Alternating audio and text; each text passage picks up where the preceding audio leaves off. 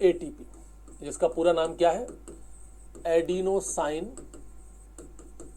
Triphosphate, adenosine triphosphate, ATP. ATP के बारे में कहा जाता है कि ये यूनिवर्सल एनर्जी कैरियर है, सभी लिविंग सेल में पाया जाता है, present in all living cells, जितने भी लिविंग सेल हैं सब के अंदर एटीपी होगा ही होगा, क्योंकि वहां पर अगर एनर्जी की जरूरत पड़ेगी तो वो एटीपी से ही ली जाएगी, एटीपी के अलावा और कोई दूसरा सोर्स ही नहीं है एनर्जी निकालने का।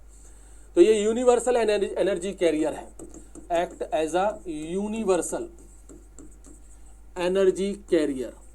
ऐसा नहीं है कि भाई किसी और प्लांट के अंदर या किसी एनिमल के अंदर एटीपी की जगह कुछ और होता हो, हर जगह एटीपी ही होना है। इसकी डिस्कवरी की बात करें तो एक साइंटिस्ट है यहाँ पर, साइंटिस्ट का कहें, अब साइंटिस्ट ही कहेंगे अपन लोग, तो है तो बेसिकली वो केमिस्ट, जर्मन के रहने वाले थे, नाम है उनका कार्ल लोहमन, कार्ल लोहमन। इन्होंने डिस्कवर किया था एटीपी को, ही डिस्कवर्ड दी एटीपी, याद रखना, आईएमपी लगा लेना। एटीपी की डिस्कवरी किसने की है, कार्ल लोहमन ने की है। कब की है वो भी याद रखना, 1929 में। ठीक, एक इस पर क्वेश्चन आता है। एक साइंटिस्ट है यहाँ पर लिपमन, वो कहते हैं कि एटीपी जो है वो बेसिकली एनर्जी यील्डिंग और एनर्जी रिक्वायरिंग, मतलब एटीपी जो है वो इस्तेमाल होता है एनर्जी को रिलीज करने में और एनर्जी को बनाने में भी, जिसको एटीपी साइकिल कहते हैं।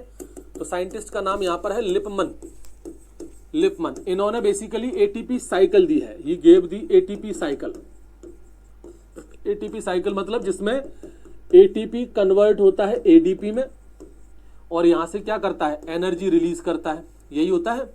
जब एटीपी में से एनर्जी चाहिए हो तो एटीपी को एडीपी में कन्वर्ट किया जाता है, एक बॉन्ड टूट जाता है, यहाँ से फॉस्फेट बॉन्ड एक बाहर निकलता है, एनर्जी रिलीज होती है।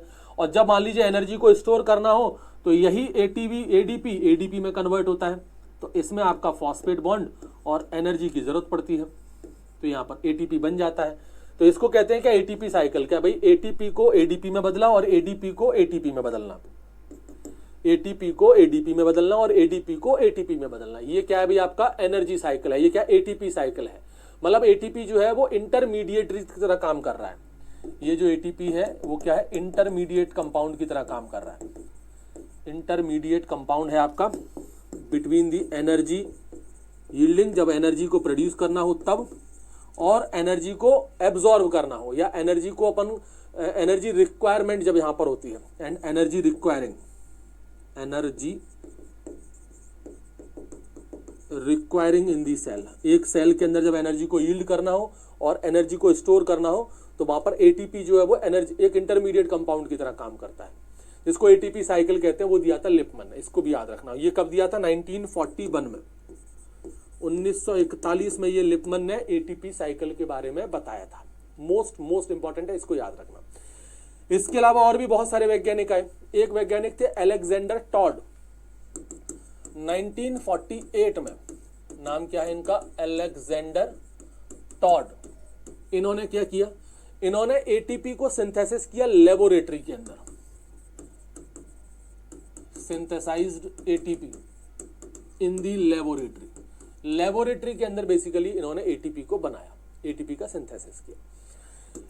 1978 में एक और वैज्ञानिक आते हैं मिचेल, ये भी बड़े इंपॉर्टेंट साइंटिस्ट है। 1978 आईएमपी लगा देना। साइंटिस्ट का नाम कौन है, मिचेल है। नाम इनका काफी लंबा चौड़ा है, लेकिन आप तो खाली मिचेल शब्द को याद रखो बस, मिचेल। पूरा नाम तो पीटर डेनिस मिचेल करके है, पीए मिचेल बेसिकली कहते हैं। पीटर डेनिस मतलब पीडी मिचेल कहते हैं, ऐसे कर लो, पीडी मिशेल, ऐसे कर लो, मिशेल शब्द बस याद रखना। इन्होंने क्या किया, इन्होंने एटीपी सिंथेसिस की जो कीमियो ऑस्मोटिक मैकेनिज्म है उसको डिस्कवर किया। इससे भी कई बार क्वेश्चन पूछे गए हैं। Discover the chemiosmotic mechanism. अब ये होती क्या है कीमियो ऑस्मोटिक मैकेनिज्म, ये अपन पढ़ाएंगे बाद में। Mechanism of the ATP, ATP synthesis, basically ATP synthesis कैसे होता है उसके लिए कीमियो ऑस्मोटिक मैकेनिज्म को डिस्कवर इन्होंने किया था, पीए मिचेल। याद रखिएगा, मोस्ट इंपॉर्टेंट है आपके। इसके अलावा फिर आपके आते हैं बॉयर और वाकर, ये 1997 में आते हैं। दो साइंटिस्ट हैं, एक है बॉयर एंड वाकर, BOYER और WALKER। तो बॉयर और वाकर, इनको मिला था नोबेल प्राइज, एक्चुअल में केमिस्ट्री फील्ड में मिला था। इन्होंने क्या किया था कि जो एटीपी सिंथेसिस की जो एंजाइमेटिक मैकेनिज्म है उसके बारे में बताया था। Enzymatic mechanism